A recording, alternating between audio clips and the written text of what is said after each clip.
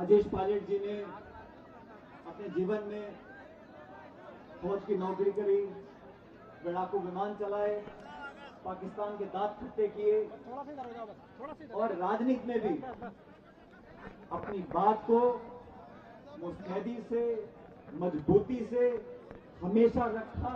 इसलिए चाहे वो पद पे रहे हो ना रहे हो, लेकिन उनकी बात को सुनने वाले इस देश के करोड़ों लोग थे। उस प्रकार की जो राजनीति थी, उस प्रकार की राजनीति आज इस देश की जरूरत है। बेबाकी से बोलना, सच्चाई ईमानदारी का समर्थन करना, विपरीत परिस्थितियों में भी सबको डिस्टर्ब कर रहा है, समझौता ना करना, ये स्वर्गीय पायलट साहब ने हमको सिखाया था। गरीब घर में पैदा होकर मैं तो बड़ा सौभाग्यशाली था। जब मेरा जन्म हुआ, पायलट साहब एयरफोर्स के अधिकारी थे, अच्छी तनख्वाह थी, हमारा पालन पोषण बहुत अच्छा हुआ। लेकिन जब वो छोटे थे, 8-9 साल की उम्र में उनके पिताजी का स्वर्गवास हुआ। 3 बहनें थी। गांव में कैसे कैसे इकट्ठा कर पढ़ाई के पैसे, घर वालों को पालन पोषण के पैसे, बहनों की शादी के पैसे, चला गया ना यार। उन तमाम कठिन परिस्थितियों से निकलकर उस तप में तपने के बाद उन्होंने जीवन में फौज में नौकरी करने के बाद राजनीति को चुना। उनका उद्देश्य सिर्फ इतना था कि वो अपने जीवन में मेहनत कर अपने पैर पे खड़े होकर कुछ बन सके। उनका सपना ये था कि इस देश का जो नौजवान है, इस देश के गांव में जो लोग रहते हैं, जो किसानी करते हैं, उन गरीब परिवारों को संभालने के लिए, उनके जीवन में उम्मीद पैदा करने के लिए, उनके रास्ते आसान बनाने के लिए हम अपने राजनीतिक जीवन में कुछ करें। 19-20 साल के राजनीतिक जीवन में उन्होंने बहुत से उतार चढ़ाव देखे और राजनीति में उतार चढ़ाव आते हैं, माइक लगा देते ना आप, लेकिन अपने स्वाभिमान से, नहीं आ रही ना आवाज, अपने आदर्शों से, दूर चलेगा एकदम माइक के पास, अपनी सोच से उन्होंने कभी समझौता नहीं किया। अब आइए आप थोड़ा इधर आ और जाओ। इसीलिए मैं मानता हूं कि आज भी माइक उधर करके मेरी तरफ आ जाओ। देश प्रदेश में हर धर्म, हर जाति में उन्होंने अपनी कार्यशैली से, सिग्नल नहीं आ रहे हैं, अपनी राजनीति से धीरे-धीरे एक मिसाल छोड़ी। आज हम सब लोग जो राजनीति में हैं, अलग अलग सोच हो सकती है, अलग अलग लक्ष्य हो सकते हैं, अलग अलग विचारधारा हो सकती है, लेकिन सामूहिक जो उद्देश्य है वो राजनीति में स्पष्ट होना चाहिए। और मेरा राजनीति में बड़ा स्पष्ट है। हम चाहते हैं कि देश की राजनीति, प्रदेश की राजनीति स्वच्छ राजनीति हो। इसमें भ्रष्ट लोग और भ्रष्टाचार की कोई जगह ना हो। हम चाहते हैं कि राजस्थान और देश के अंदर किसानों और नौजवानों की उम्मीद को तोड़ ना सके। भविष्य के प्रति अगर हम उम्मीद से देखते हैं, हमें ऊर्जा आती है। अगर भविष्य में हमें निराशा दिखती है तो मन नहीं करता मेहनत करने का। नौजवान के मन में अगर निराशा आती है तो देश में प्रगति होना संभव नहीं है। और आप सब जानते हो, मुझे भी राजनीति में आज 20-22 साल हो गए। मैंने हर मोर्चे पर, हर जगह, पक्ष विपक्ष हमेशा नौजवानों के हितों की बात की है, उनके हितों की रक्षा करने की बात की है, उनके जीवन को बेहतर बनाने की बात की है।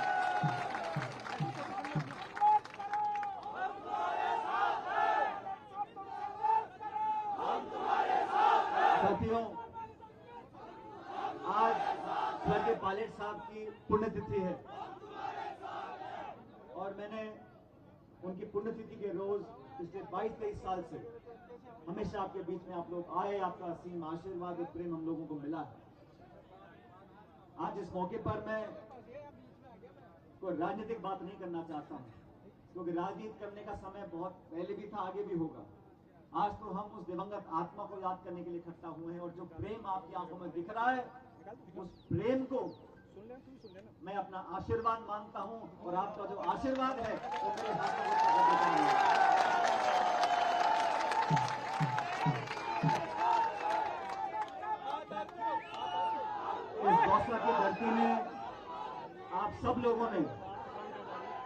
हमेशा मुझे ताकत और संबल दिया। जब चुनौती का समय आया, जब मैं अपने आप को अकेला महसूस करता था, तो यहाँ के 36 कौम के लोगों ने, इस मिट्टी के लोगों ने मुझे अपना आशीर्वाद देकर इस लायक बनाया कि मेरी आवाज में बुलंदी आ सके। और आप लोग सब जानते हो कि मेरी आवाज की बुलंदी में कमी तो नहीं है कोई, और मेरा जो विश्वास और वादा है उसमें ना मैं पहले कभी पीछे हटा हूं, ना आगे हटने वाला। राजनीति में साथियों बहुत से लोग आते हैं, कोई प्रधान बनता है, कोई प्रमुख बनता है, कोई सांसद बनता है, विधायक बनता है, सत्ता में, विपक्ष में, मंत्री, मुख्यमंत्री, प्रधानमंत्री, बड़े पद हैं, आए लोग चले गए। लेकिन मैं ऐसा मानता हूं, हम किसी पद पे हो या ना हो, लेकिन जनता हमको तोल कर रखती है हमेशा। तुम कहते क्या थे, करते क्या थे। मेरे लिए जनता के बीच में हमारी विश्वसनीयता सबसे पहली प्राथमिकता है। जनता का विश्वास, जनता के वादे और जनता की विश्वसनीयता, ये सबसे बड़ी पूंजी है राजनीति में। और पिछले 20-25 सालों में जब से मैं राजनीति में हूं, मैंने ऐसा कोई काम नहीं किया जिससे इस विश्वास में कहीं आपको लगे कि कोई कमी आ गई है। और आने वाले समय में भी आपका विश्वास मेरे सबसे बड़ी पूंजी। उस विश्वास में मैं कभी नहीं आने देता, मैं आपको वादा करता हूं। साथियों, आप तमाम साथी यहाँ पर आए हैं और पायलट साहब को श्रद्धांजलि दे रहे हैं, मैं उन सबका धन्यवाद करना चाहता हूं और आप सब लोगों को बताना चाहता हूं, जो राजनीति आज देश प्रदेश में है आपके सामने, हमारी जो केंद्र की सरकार है वो बोलती है कि अगर लोगों को कुछ सहायता मिलती है तो आर्थिक दिवालियापन हो जाएगा। गरीबों की मदद करने से केंद्र के लोग बोलते हैं आर्थिक दिवालिया हो जाएगा। और मैं बोलता हूं कि जिन नौजवानों के साथ अगर कहीं धोखा हुआ है यार, उठा क्या रहे हैं, तो उनके साथ विश्वासघात हुआ है, उनकी मदद हम करते हैं तो कहते हैं मानसिक दिवालिया हो जाएगा। मैं समझता हूं सच्चे मन से जो गरीब है, जो नौजवान है, कर दिया ना उन्होंने, उसकी मदद हम करते हैं तो इतना बड़ा दिल होना चाहिए और इतना बड़ा खजाना हमारे पास है कि हम गरीबों के, नौजवानों की मदद करें। मैं साथियों, आप सब जानते हो, सरकार में मुझे काम करने का मौका मिला। मैंने अपनी आवाज को हमेशा रखा। मैं बड़े अदब से, आदर से, सम्मान से और शिष्टाचार से अपनी बातों को रखता हूं और मैंने हमेशा दूसरों को सम्मान दिया है। मैं सरकार में था, हमारे कोटा में सैकड़ों बच्चों की मौत हो गई। मैंने कहा कि ऐसा नहीं होना चाहिए। हमारे राज्य में अगर कहीं कुछ कमी है, कुछ गलती है, तो बजाय इसके हम औरों को दोष दें, हमें उसको सही करना चाहिए। और मुझे खुशी बताते हुए आज कोटा में बच्चों के लिए इतना शानदार अस्पताल बन गया कि अब वहां मौतें नहीं होती। मैंने जब ये मांग रखी थी, मैंने अकेले नहीं रखी थी, मैंने किसी को नीचा दिखाने के लिए या किसी की बुराई करने के लिए नहीं रखी थी। मुझे लगा कि सैकड़ों बच्चों के, नवजात शिशुओं की मौत हो रही है, इस पर सिर्फ इतना बोल दें कि भाई पहले ज्यादा होती थी अब कम हो रही है, एक भी मौत नहीं होनी चाहिए, उसको सुधारना चाहिए। और आज कोटा में एक शानदार बच्चों का हॉस्पिटल बन गया। अब वहां मौतों का सिलसिला जो था, भयानक क्रम था, वो समाप्त हो गया। इसलिए बात रखना, मैं समझता हूं राजनीति बहुत जरूरी है। और बात रखने में मैं जनता की आवाज को सुनता हूं, अपने अंतरात्मा को सुनता हूं और भगवान की असीम कृपा है कि जो मेरी अंतरात्मा बोलती है वही जनता भी बोलती है।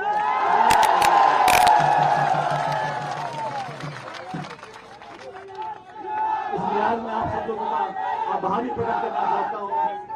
आप लोगों ने हमेशा हमारी बात को मान सम्मान दिया है और इस क्षेत्र का नाम पूरे प्रदेश और देश में रोशन है। आज इस स्वर्गीय पायलट साहब की मूर्ति यहाँ पर लगी, मूर्तियां बहुत लगती हैं, अच्छी बात है।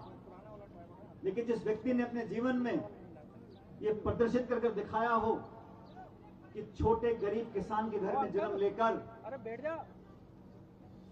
उन ऊंचाइयों तक पहुंच सकते हैं, उन ऊंचाइयों पर पहुंचने के बाद अपना दामन साफ रख सकते हैं, यह मैं समझता हूं एक राजनेता की सबसे बड़ी सफलता है।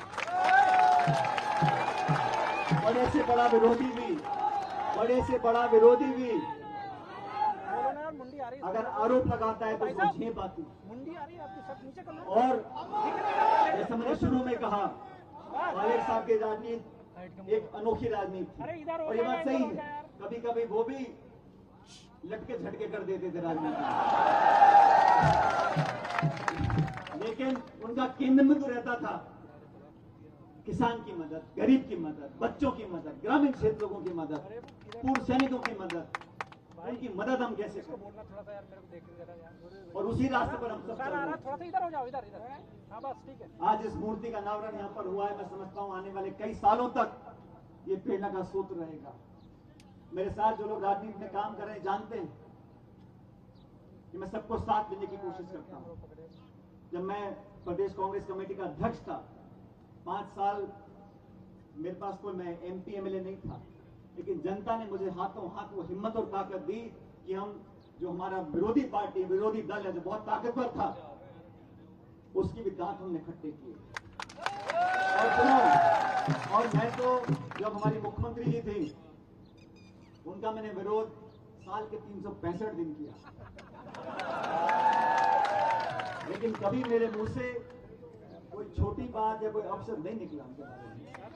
महिलाएं बड़ी बड़ी हैं, ओ भाई साहब, लेकिन आज भी मैं कहता हूं, सर थोड़ा सा इधर हो जाओ ना, ऐसे खिसक जाओ ना। सर आ रहा है। आपने खान आवंटित कर दी, चोरी पकड़ी गई तो कैंसिल कर दी, लेकिन आवंटन तो की थी ना, उसका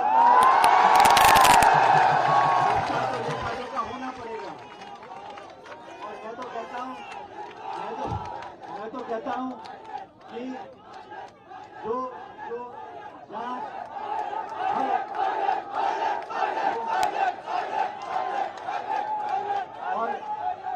और किसी ने इस बात को बहुत बखूबी कहा है इसको बोलो ना, कि हर गलती सजा मांगती थोड़ा सा इधर। दिख नहीं रहा, थोड़ा सा।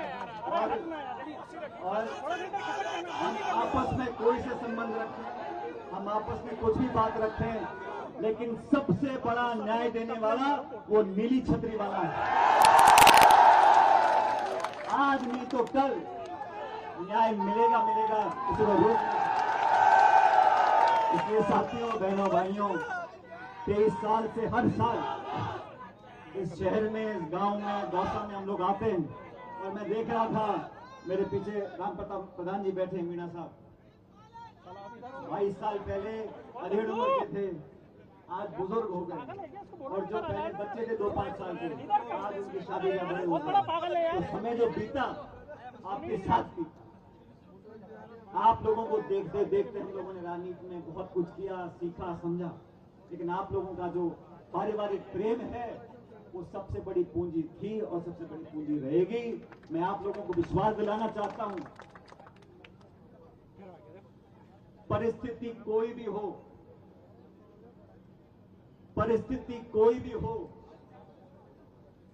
आप लोगों के लिए न्याय दिलाना, आप लोगों के लिए संघर्ष करना, ये वादा मेरा कल भी था, आज भी है और कल भी है। इसलिए ये प्यार, ये मोहब्बत, ये स्नेह आप लोग बना के रखो। हम आपके थे, आपके रहेंगे। आप लोगों ने जो एकजुटता, जो प्रेम हम सबको दिया, और खासकर आज यहाँ मंच पर जो तमाम हमारे साथी यहाँ पर आए हैं पायलट साहब को याद करने के लिए, मैं आप सबकी तरफ से इनका कोटि कोटि धन्यवाद देना चाहता हूँ, शुक्रिया करना चाहता हूँ। उम्मीद करता हूँ कि आपका यह प्यार और प्रेम हमेशा बना रहेगा। मेरे साथ जोरदार नारा देना, भारत माता की। कुछ शब्द खड़े नहीं बोल रहे। भारत माता की।